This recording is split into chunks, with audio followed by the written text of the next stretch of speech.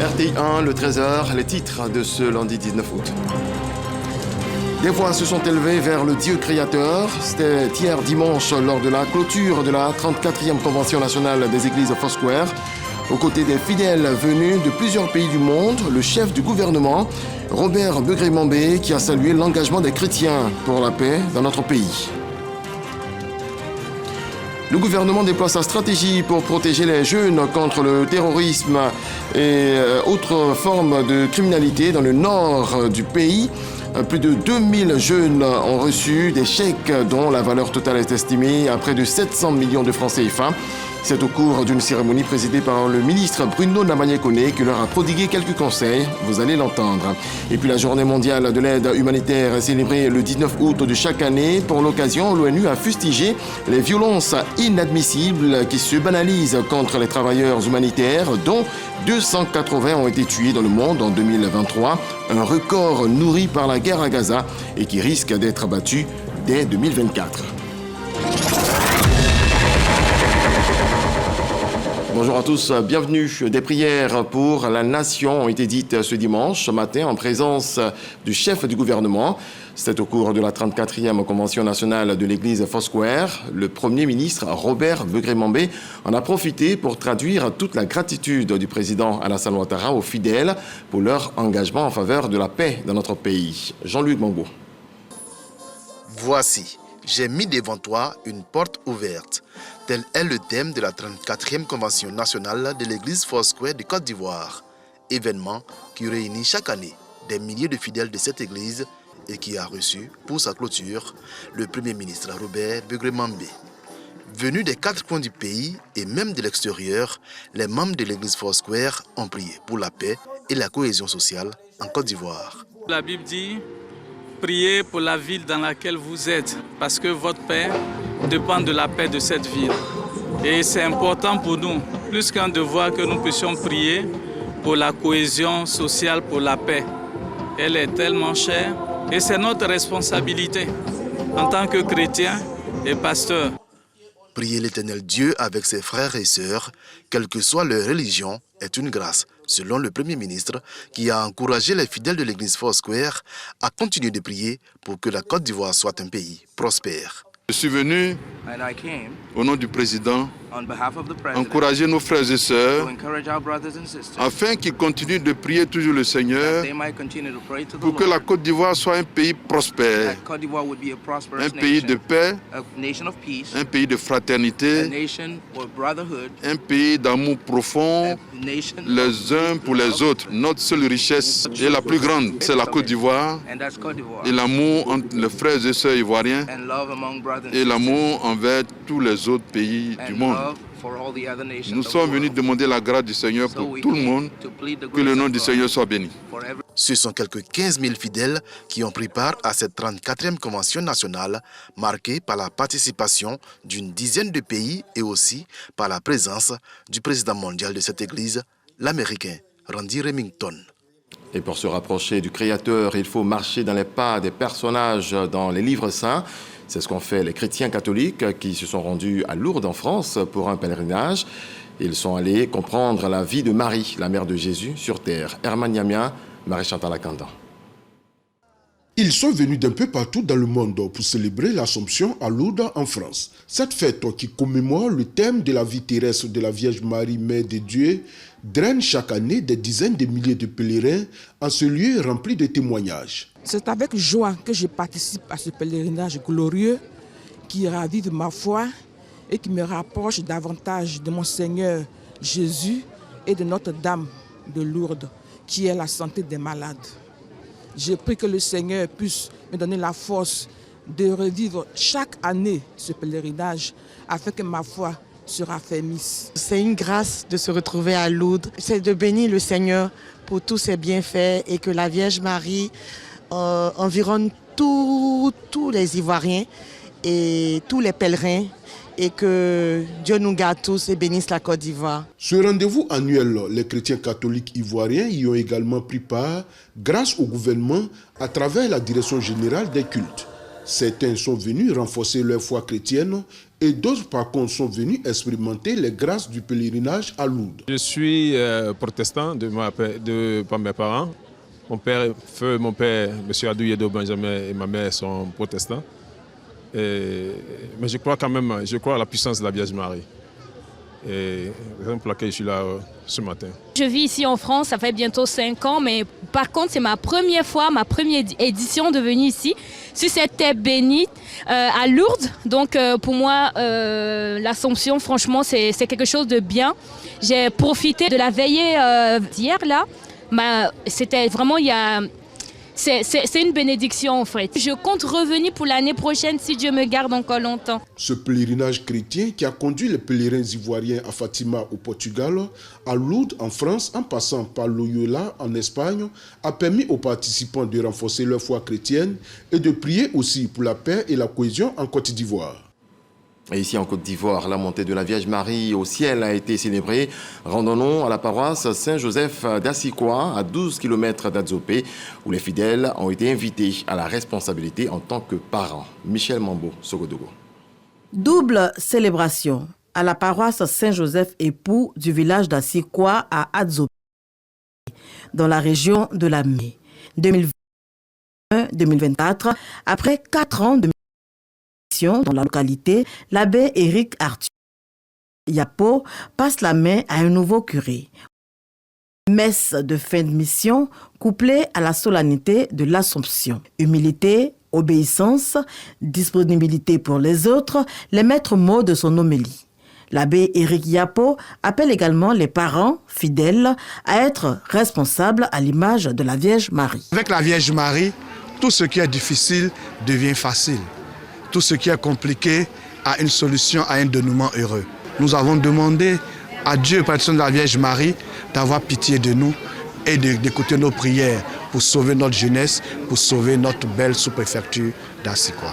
Des propos appuyés par le nouveau curé de la paroisse Saint-Joseph époux d'Assikwa, qui également confie sa tâche au bon soin de la Vierge Marie. Que Marie, Notre-Dame de l'Espérance, l'espérance des peuples, accompagne cette communauté et accompagne aussi le Père Arthur et moi-même pour que nous puissions accomplir cette charge que le Seigneur nous confie avec beaucoup d'humilité et beaucoup de patience. Une paroisse en construction, un presbytère en finition, des magasins, l'abbé Éric Arthur aura fait œuvre utile. Il a été célébré par les paroissiens pour ses actions en faveur de l'avancée de l'œuvre de Dieu.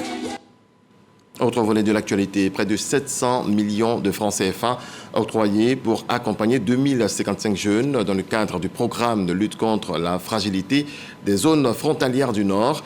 Le ministre Bruno Namanyekone, président du conseil régional de la Bagoué, a présidé la cérémonie de remise des chèques aux bénéficiaires, non sans, vous allez le voir, prodiguer quelques conseils. Charles Tatou.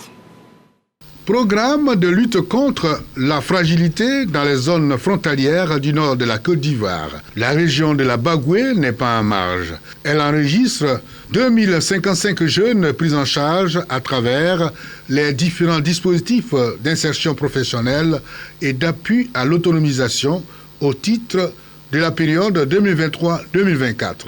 Pour le financement de toutes ces actions, ce sont au total plus de 659 millions de francs CFA octroyés par le ministère de la promotion de la jeunesse, de l'insertion professionnelle et du service civique, avec l'appui technique et financier de ses partenaires. Le ministre de la Construction, du Logement et de l'Urbanisme, président du Conseil régional de la Bagoué, a mis à profit la cérémonie symbolique d'accompagnement de ces jeunes bénéficiaires pour exhorter les populations à une franche collaboration avec les forces de sécurité. Cette initiative s'inscrit dans la perspective de faire face aux velléités d'implantation des groupes extrémistes dans la zone nord de notre pays. C'est pour cela que j'appelle de tout cœur les populations de notre région et les populations du Nord en général à ne pas céder au chant de sirène de ces individus. Agissez, chers jeunes, de façon citoyenne et dénoncez aux forces de sécurité tout comportement susceptible de troubler la paix sociale. Le programme de lutte contre la fragilité dans les zones frontalières du Nord concerne les régions de la Bagoué, Boukani, Foulon, Kabadougou, Poro et du Kyologo.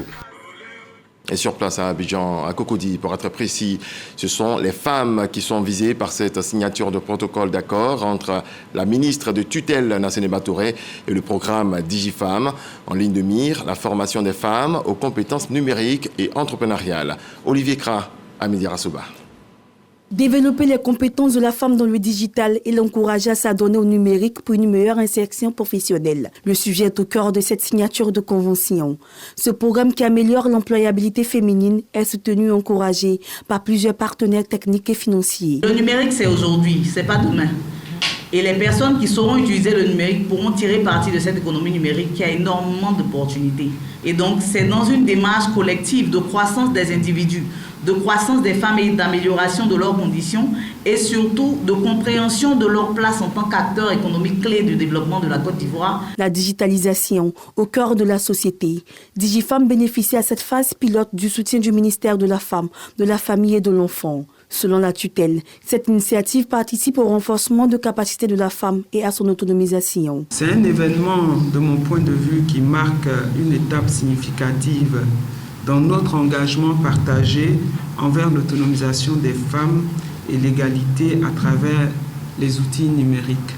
Grâce à cette initiative, diverses formations, ateliers et ressources seront proposées pour accompagner les femmes dans leur développement personnel et contribuer au progrès de notre pays.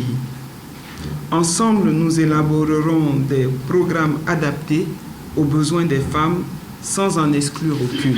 La campagne démarre ce samedi dans la commune de Benjerville. Elle va s'étendre aux communes de Yopougon et à Bobo. En attendant, le tour des villes de l'intérieur du pays. DigiFemme Learn, aussi appelée l'école de la deuxième chance, est une plateforme de cours en ligne conçue pour permettre aux femmes de renforcer leurs compétences numériques, interpersonnelles et entrepreneuriales. Je le disais en titre, en bref et en image, la journée mondiale de l'aide humanitaire est célébrée le 19 août de chaque année. Pour l'occasion, l'ONU a fustigé les violences inadmissibles qui se banalisent contre les travailleurs humanitaires, dont 280 ont été tués dans le monde en 2023, un record nourri par la guerre à Gaza et qui risque d'être battu dès 2024. La normalisation de la violence contre les travailleurs humanitaires et le fait que personne ne rendent de compte sont inacceptables, inadmissibles et extrêmement dangereux pour les opérations humanitaires partout, a dénoncé dans un communiqué Joyce Msuya, chef par intérim du bureau humanitaire de l'ONU OCHA, à l'occasion de la journée mondiale de l'aide humanitaire. Et puis, toujours en bref et en image, l'Organisation mondiale de la santé, OMS, a déclaré que les épidémies de Mpox, appelées variole du singe, en cours au Congo et ailleurs en Afrique, constituaient une urgence mondiale nécessitant une action urgente pour freiner la transmission du virus. Le Mpox va-t-il déclencher une autre pandémie? Cela semble hautement improbable. Les pandémies, y compris les plus récentes de grippe porcine et de Covid-19, sont généralement déclenchées par des virus aéroportés qui se propagent rapidement, y compris par des personnes qui ne présentent pas de symptômes. Le Mpox se transmet principalement par contact peau à peau étroit avec des personnes infectées ou par leurs vêtements ou draps souillés. Il provoque souvent des lésions cutanées visibles. Une autre pathologie qui ne va certainement pas s'installer durablement en Côte d'Ivoire, il s'agit de la dengue. Le gouvernement multiplie les actions, la campagne de démoustication a été renforcée. C'est ce que nous apprend Didier Nguessan. Un véritable commando se déploie contre les moustiques dans le district d'Abidjan et ses environs. Cette opération concrétise les résolutions prises par les autorités sanitaires pour prévenir la dengue et le paludisme. Face à la persistance des cas de paludisme et à l'augmentation des cas de dengue, les capacités d'intervention ont été renforcées pour une efficacité accrue. Depuis le mois d'avril-juin, nous faisons face à une recrudescence des cas de dengue. Et face à cette situation, le gouvernement ivoirien a pris les dispositions pour pouvoir éliminer le moustique vecteur de cette maladie-là. Nous disposons présentement du matériel nécessaire pour pouvoir combattre les moustiques là où ils se trouvent. C'est des brumisateurs montés sur véhicules très efficaces qui ont une portée de plus de 100 mètres avec une superficie très étendue dans le déplacement. Cette stratégie de lutte contre les moustiques adultes est complétée par une lutte anti-larvaire visant à détruire les sites de reproduction. Tandis que les drones se chargeront de détruire les gîtes larvaires à grande échelle, les agents de santé communautaires effectueront du porte-à-porte pour aider les populations à éliminer les foyers de moustiques dans leur domicile. Après les communes d'Abidjan Sud et de Cocody, la campagne se poursuit à Bingerville et à Bobo dans le district d'Abidjan. On s'arrête à présent sur cette formation des cabinets et bureaux d'études impact environnemental et social. Formation axée sur les droits des enfants en lien avec l'environnement et le changement climatique. Une œuvre de 2 ONG intervenant dans la protection des enfants. Malika Koulibaly. L'objectif, c'est de pouvoir bien sûr renforcer les capacités des cabinets et bureaux d'études qui font l'étude d'impact environnemental et social. Il est de notre devoir de pouvoir accompagner l'État de Côte d'Ivoire à travers le ministère en charge de l'environnement pour continuer l'information, vulgariser ce code de l'environnement. La Fédération des réseaux et associations de l'énergie, de l'environnement et du développement durable, FERAD, entend ainsi renforcer les connaissances des bureaux et cabinets d'études impact environnemental et social sur la préservation des droits de l'enfant face aux effets néfastes du changement climatique. Une formation encouragée par le ministère de l'Environnement, du Développement durable et de la Transition écologique. Cet atelier, en un mot, constitue pour moi en tant qu'environnementaliste une bonne chose. Ces gens d'atelier constituent une lucarne pour aider tout le monde entier, je voudrais dire, à pouvoir prêter main forte à toutes les actions de protection de l'environnement, puisque l'enfant est la base de l'humanité. Donc si lui, il a son mot à dire, c'est sûr que cet environnement sera protégé à vie. Cette rencontre vise à préparer les enfants à des actions de lutte contre les changements climatiques. On quitte Cocody pour Treichville. La commune veut avoir fière allure dans les jours à venir. Le maire Albert François Micha et ses conseillers ont porté la réflexion pendant 3 jours. Des stratégies ont été dégagées, des propositions ont été faites. C'est ce que nous apprennent Amidi Rassouba et Joël Mambou. Dans un contexte urbain en pleine mutation, la commune de Treichville veut se doter d'outils modernes pour son développement, tous secteurs confondus, à travers un plan dénommé Plan stratégique PSD. Telle est l'essence de ces réflexions. Ce plan a été élaboré, il a vécu pendant quelques années.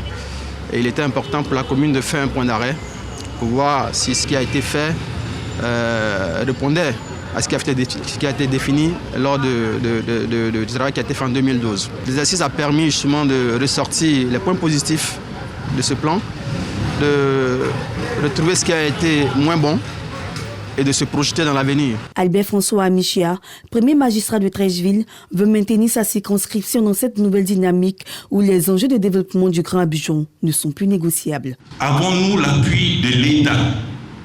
Avons-nous l'adhésion de nos populations? C'est de tout cela qu'il s'agit. Et il vous appartient de dire réellement ce que vous attendez du conseil municipal à partir de votre expérience de la vie de Treichville. Ces assises se tiennent sur 3 jours et elles sont pilotées par le Bureau national d'études techniques et de développement, BNET. Jetons un coup d'œil à présent sur le festival Lomo Moye qui est à la tribune pour promouvoir, préserver et sauvegarder la culture et tradition du Walebo. C'est à Sakassou, le parrain de cette deuxième édition donc du festival Lomo Moye. Le ministre gouverneur du district autonome de la vallée du Bandama, Jean-Claude Kwasi, salue l'initiative et invite les femmes de la localité à s'organiser en coopérative. Soro Corona. La tribu Lomo dans la commune de Sakassou fait de la promotion de son patrimoine culturel et la transformation de ses produits locaux des piliers de son développement. Depuis 2 ans, la tribu a son festival. Ce rendez-vous annuel dénommé Festival Lomo Moyé vise à promouvoir, préserver, sauvegarder les us et coutumes et mettre un accent sur la production et la transformation du vivrier. Nous souhaitons que la tribu Lomo puisse faire revivre sa culture. Tout ce qui a disparu doit renaître. Alors, et aussi encourager l'activité économique. Nos mamans qui se battent dans l'agriculture, elles se sont réunies en coopérative. Aujourd'hui, elles sont sur la voie de l'industrialisation du Congondé. Aujourd'hui, le Congondé du Lomo se vend jusqu'en Europe. Des prestations des danses patrimoniales en voie de disparition dont le gouli, des atouts culturels et culinaires, la promotion du tissage et du port du pain baoulé ont meublé le festival. Le ministre-gouverneur du district autonome de la vallée du Bandama, amoureux de la culture, était aux côtés des populations de la tribu Lomo. Jean-Claude Kwasi, parrain du festival, félicite les initiateurs pour cette politique de promotion de la culture. C'est un moment pour célébrer ensemble le riche patrimoine culturel baoulé et rechercher les voies et moyens de le pérenniser et de le transmettre ainsi aux générations futures. Ce festival permet aussi de faire la promotion de la transformation des produits vivriers. Les femmes de l'association des coopératives agricoles des Amazones de Lomo, productrices et transformatrices de manioc, ont reçu un tricycle de la part du ministre-gouverneur. Elles sont aussi soutenues par leur marraine. Le message que je peux leur laisser, c'est de continuer. Déjà, pour elles, c'est vivre de ce qu'elles produisent. Mais c'est les encadrer aussi pour qu'elles produisent mieux et qu'elles puissent vivre vraiment décemment de la production qu'elles font. La deuxième édition du festival Lomo Moyé a eu pour thème préservation de la culture pour un développement harmonieux. La tribu Lomo dans le département de Sakassou compte 9 villages. Siandou Fofana échange avec les femmes de sa commune. Le maire Daniel Milekrou a initié ces échanges pour mieux cerner les réalités des organisations féminines et des jeunes. On voit cela avec Patricia Omouitia. Le maire de la commune d'Agni Bilekrou, Siandou Fofana, aux côtés des populations de sa commune, pour échanger sur les projets de développement. Une visite a été rendue aux sinistrés de l'incendie du marché, occasion pour le maire d'informer les populations pour la construction d'un nouveau marché.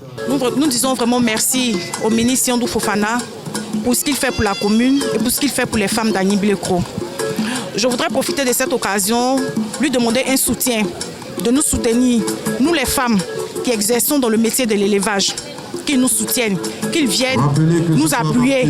Siandou Fofana a également valorisé les compétences féminines par des appuis financiers pour faire fructifier les activités génératrices de revenus. C'est un grand moment pour eux qui permet de mettre tout le monde en communion et vivre leur fraternité et leur solidarité de manière franche et sincère grâce aux vertus du sport et aux valeurs du sport. Et donc dans ces moments-là, nous sommes heureux de savoir que la jeunesse dans son ensemble du département vit en harmonie avec ses valeurs. Au thème de cette journée d'échange et de proximité, un match de football et un concert ont mis fin à cette visite d'échange de Siandou Fofana, maire de la commune d'Agni Bilekrou, avec les composantes socio-professionnelles et communautaires de sa commune.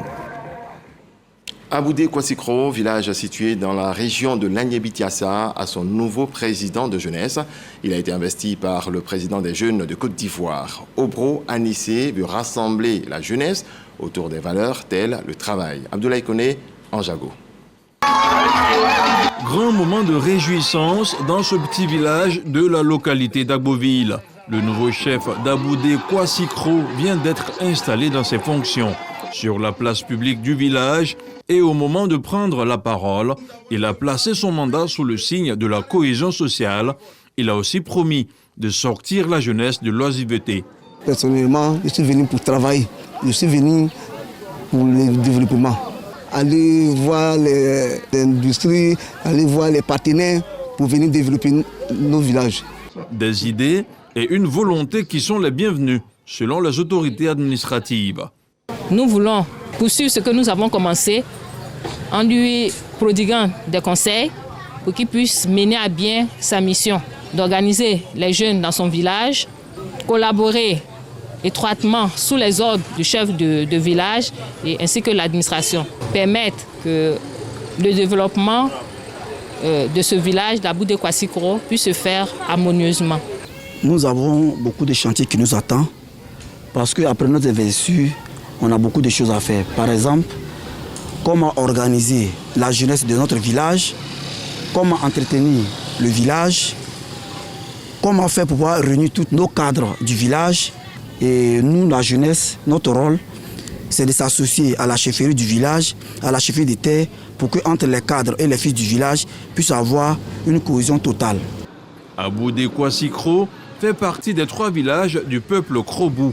La légende rapporte que les Krobou seraient descendus du ciel, une assertion renforcée par des historiens, car faisant partie de rares groupes ethniques à n'avoir jamais migré. Le village de Toto-Boakro, dans la sous-préfecture de Languibono, était en fête à l'occasion de l'inauguration de 4 salles de classe et une aire de jeu pour l'école primaire publique du dit village. On va cela avec Boubacar Silla et Soro Corona. À compter de la prochaine rentrée scolaire, les écoliers de l'école primaire publique de Toto-Boakro, sous-préfecture de Languibono, dans le département de Botro, ne suivront plus le cours dans les classes de fortune. Cette école primaire a désormais un bâtiment moderne de 4 salles de classe avec bureau du directeur, un bloc sanitaire de 4 cabines, un forage équipé de pompes à motricité humaine et une aire de jeu.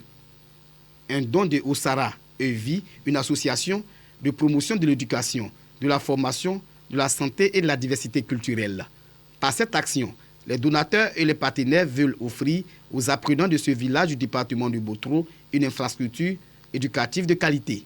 Il faut préciser que les salles de classe sont également équipées en mobilier afin de permettre l'usage immédiat de ces infrastructures, prenant en compte l'accès aux personnes à mobilité réduite. La famille éducative salue cet investissement qui va améliorer les conditions de travail et d'apprentissage. Les élèves de Toto-Boakro marchaient 5 km pour se retrouver à Abolikro. À la rentrée, on a beaucoup d'élèves, mais avant décembre, ils sont fatigués de marcher. Ils restent à la maison, ils ne veulent plus aller à l'école. Nous allons leur faire un rapport de cette cérémonie accompagné des images pour montrer à notre hiérarchie ce que Osara EV a fait pour l'éducation nationale dans l'inspection de Diabo et dans la sous-préfecture de Languibono. Et je souhaite qu'au CP1, on ait plus de 60 élèves. Lors de la cérémonie de remise de cette infrastructure scolaire, les populations ont été exhortées à scolariser leurs enfants et en particulier la petite fille. Créée en 2017 et basée en Allemagne, l'association Osara EVI est présente dans plusieurs pays en Afrique. L'actualité, c'est aussi la présentation de 2 films documentaires, des productions cinématographiques en hommage à Tiemoko Yadé Koulibaly, spécialiste des finances à la retraite, doyen des cadres du Poro, ancien président intérimaire du Conseil économique, social, environnemental et culturel, CESEC. Un parcours retracé pour servir de modèle à la jeunesse. Serge Pakomdidi, Khalil Diomandé. 2 films documentaires pour retracer le parcours de Tiemoko Yadé Koulibaly, ancien président intérimaire du Conseil économique, social, environnemental et culturel, ex-maire de la commune de Sinématiali et président du Conseil régional du Poro de 2012 à 2023. Ces œuvres audiovisuelles des Amis de la République évoquent de fond en comble le vécu de cette personnalité, récemment intronisé chef traditionnel de Sinématiali. Son enfance, sa carrière professionnelle au sein de plusieurs institutions financières, dont la BCAO, son parcours politique en qualité d'élu local, sont autant d'aspects de la vie de Tiemoko Yadé Koulibaly, dévoilés à travers ses films. C'est un itinéraire, c'est son autobiographie de son enfance jusqu'à ce qu'il est, le modèle qu'il est, c'est-à-dire un monsieur caractérisé par l'humilité. Vraiment, son parcours inspire. C'est pourquoi nous avons intitulé ce documentaire Tiemoko Yadé Koulibaly, un parcours inspirant, un banquier hors pair de la banque à la chefferie traditionnelle. Tiemoko Yadé Koulibaly, c'est un grand frère, c'est un aîné. Notre génération est une génération de jeunesse à qui il a inculqué les valeurs du travail, de la fidélité, mais surtout du sacrifice et du sacerdoce. J'en fais partie. La projection de ces productions se tient en prélude de la célébration de l'an 1 du magazine Les Valeurs de la République, prévu le 28 août 2024. Des valeurs dont font partie Tiemoko Yade Coulibaly, d'où la réalisation de ces documentaires pour servir de modèle à la jeunesse africaine et ivoirienne. Et dans le reste de l'actualité, en bref et en images, l'ancien président du Malawi, Peter Mutharika, a officiellement annoncé sa candidature pour l'élection présidentielle de 2025. Hier dimanche, le Parti du Progrès démocratique, principal parti d'opposition du pays, a apporté son soutien à sa candidature. Âgé de 84 ans, Peter Mutharika a dirigé le Malawi de 2014 à 2020. Son mandat a été marqué par des améliorations infrastructurelles et un ralentissement de l'inflation. Cependant, il a également été critiqué pour des accusations de corruption et de népotisme. Dans son discours d'acceptation, Mutharika a promis de revitaliser une économie en crise caractérisée par une croissance faible et des pénuries de devises étrangères. Point final, excellente